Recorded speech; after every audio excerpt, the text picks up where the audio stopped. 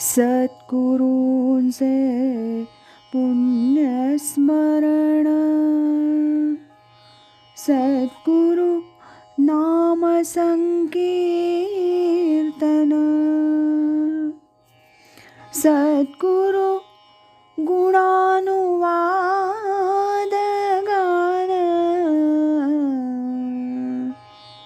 श्रवण मनन सद्गुरूंचे,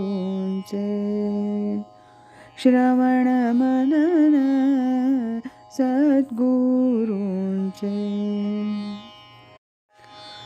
आज ऐकूया स्वामी स्वरूपानंद एक अलौकिक राजयोगी या ग्रंथातील प्रकरण 4, पावस पंढरीच्या यात्रा, याचा भाग 5.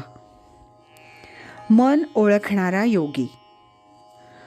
मुंगीचं मन ओळखण्याचं सामर्थ्य योगी पुरुषात असतं असं म्हणतात. याची प्रचिती स्वामी स्वरूपानंदांजवळ मी माझ्या अनेक भेटीत घेतली आहे. दर्शनास येणाऱ्या प्रत्येक व्यक्तीच्या मनातील सूक्ष्म भाव, विचार आणि कल्पना स्वामी सहजच आणि लांबूनसुद्धा ओळखायचे. क्वचित त्या संदर्भात बोलायचे. नंतर जर का ते काही आपणहून बोलले तर तसंच व्हायचं. असा माझा अनेक प्रसंगीचा अनुभव. आमच्या घरातच घडलेली एक गोष्ट लिहितो.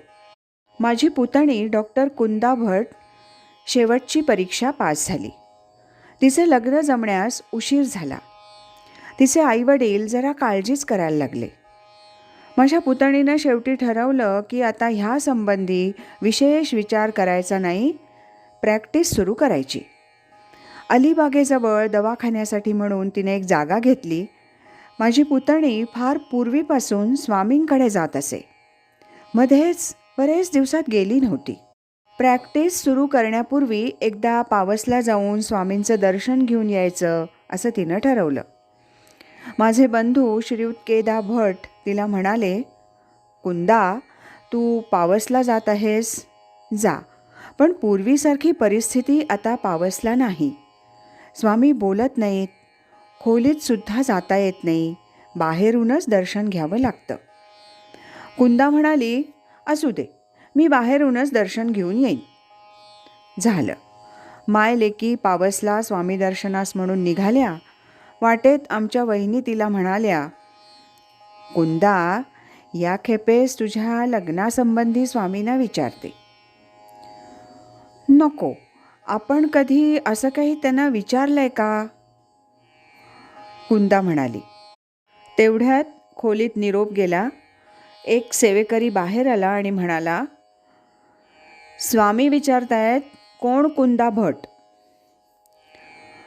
सदा भट यांची लग्न झालेली मुलगी का? आईचं प्रेम उफाळून आलं. आमच्या वहिनी स्वामींच्या खोलीच्या दारासमोर आल्या आणि स्वामींना ऐकू जाईल असं म्हणाल्या, सदा भटांची लग्न झालेली नाही, केदा भटांची लग्नाची. स्वामींनी पलंगावर पडल्या पडल्या हे ऐकलं आणि त्यांना पाहून हात वर केला. पुढे या मायलेकी पुण्यास आल्या. कुंदानं पावसला घडलेला हा प्रसंग मला सांगितला. मी तिला म्हटलं, कुंदा, तुझं लग्न झालं. अगं, सिद्धांच्या मनात असं सर्व येणं हेच कार्यसिद्धीचं द्योतक असतं. आणि तसंच झालं. 1 महिन्याच्या आतच माझी पुतणी कुंदा भट ही डॉक्टर सौ विनिता देशपांडे झाली होती. दासबोध वाचा. एकदा असाच पहाटे जप करत होतो. जप संपला म्हणून पुढे थोडा झोपलो. त्यात कुठल्या तरी मानसिक अवस्थेत असेन. त्यात पुढे एक पाटी ठेवलेली. स्वामींचा मनगटापर्यंतचाच हात दिसत होता. ते पाटीवर लिहित होते, दासबोध वाचा. असा मला दृष्टांत झाला आणि सकाळी मी जागा झालो. म्हटलं, छोड दो, भ्रम आहे सगळा. दासबोध कसला वाचता, वेळ कुणालाय? सर्व विचार झटकून टाकले. सकाळी बाहेर पडलो. उंबऱ्या गणपतीजवळ आलो. तो उपनिषद तीर्थ श्रीयुत द वा जोग मला भेटले आणि म्हणाले, एक वृद्ध रामदासी पुणे सोडत आहेत. त्यांची काही पुस्तकं त्यांनी माझ्याकडे आणून दिली आहेत. कुणाला विकून द्या असं म्हणाले. त्यात एक उत्तम प्रतीचा दासबोध आहे. तुम्हाला हवाय का? मी जोगांचं बोलणं ऐकलं मात्र आणि स्वामींची ती पहाटेची पाटी डोळ्यासमोर आली. मी जोगांना म्हटलं, हे आमचे स्वामी असं काहीतरी करतात, चला. आणि मी जोगांच्या घरी गेलो. त्यांच्याकडील तो दासबोध घेतला, घरी आणला आणि कपाटात ठेवून दिला. म्हटलं, पावसला जाऊ तेव्हा कळेल ह्याची काय कथा आहे ती. नंतर 15-20 दिवसांनी मी पावसला गेलो. असाच देसायांच्या ओटीवर बसलो होतो. तोच श्रीमती आत्ये एक पाने सुटलेला जुना दासबोध माझ्याकडे घेऊन आल्या आणि मला म्हणाल्या, बसलाच आहा तर ह्या दासबोधाची पानं तेवढी लावून द्याल का? त्या दासबोधाची सर्व पानं मी अनुक्रमानं लावली आणि तो घेऊन नंतर तसाच देसायांच्या स्वयंपाकघरात गेलो.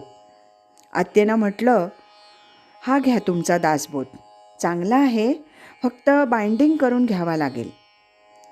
आत्यानंतर मला म्हणाल्या, माझा नाही, आप्पांचा आहे. त्यांनीच तुमच्याजवळ पानं लावण्यास म्हणून द्यायला सांगितला होता. तो तसाच खोलीत नेऊन द्या. दासबोध घेऊन स्वामींच्या खोलीत गेलो. स्वामी मला म्हणाले, बसा. तो दासबोध हाती घेऊनच मी बाकावर बसलो. तोच स्वामींनी बोलण्यास सुरुवात केली. झाले साधनांचे फळ, संसार झाला सफळ, निर्गुण ब्रह्म ते निश्चळ, अंतरी बिंबले. हिशेब झाला मायेचा, झाला निवाडा तत्वांचा, साध्य होता साधनांचा ठाव नाही. असं म्हणतच स्वामी मला पुढं म्हणाले, दासबोध वाचण्यास फार वेळ लागणार नाही. दररोज कोणतेही 2 समास वाचून ह्याच्या पुढील भाग वाचून शेवट केला तरी सांप्रदायिकदृष्ट्या दासबोध वाचल्याजोगं होतं. पुण्यात हा जो दृष्टांत मी पाहिला आणि छोड दो भ्रम आहे असं जे काही मला झालं होतं, त्याचा असा हा एक धक्काच स्वामींनी त्या दिवशी मला दिला. पुढे मी ह्याप्रमाणे थोडा थोडा दासबोध वाचला. 1 वर्षानं मी आणि स्वामींचे एक पट्टशिष्य श्रीयुत मधुभाऊ पटवर्धन यांनी मिळून पावसला श्रीचरणी दासबोधाचा एक सप्ताह केला. त्यावेळी दासबोधाच्या सप्ताहाच्या क्रमाबद्दल स्वामीजी आमच्याशी काही बोलले. मी असा करीत असे असं म्हणून त्यांनी एक क्रम सांगितला. तो असा 3 3 2 3 3 3 3. पुढे म्हणाले, तसा दासबोध 10व्या दशकानंतर संपतोच.